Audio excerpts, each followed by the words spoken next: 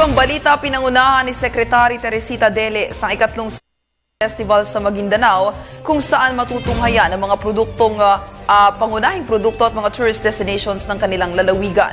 Para sa detalye, balitaan mo kami Eddie Arellano. Formal nang binuksan noong Lunes, Pebrero 10, 2014 ang ikatlong Sagayan Festival ng Maguindanao.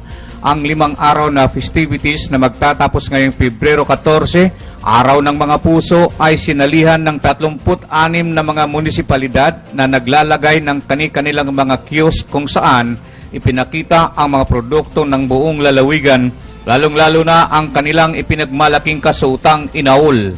Nakakamangha naman na kahit sa babasaging sitwasyon ng kapayapaan sa lalawigan, ang dami pala nilang mga tourist destinations kagaya ng mga beaches, mga kuweba, mga talon at ang ipinagmalaking Ligwasan Mars. Maging mapayapa ang resulta at hopefully and praying also na sana ito na yung start jump ng kapayapaan namin.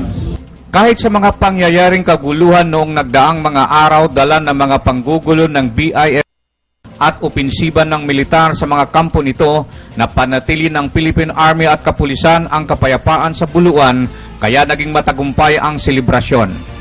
Pero dito sa area ng 33rd Infantry Battalion, almost the 2nd District of Maguindanao and the 1st District of Sultan Kudarat, we employ more than 100 na sundalo at saka almost 200 to include yung Philippine National Police.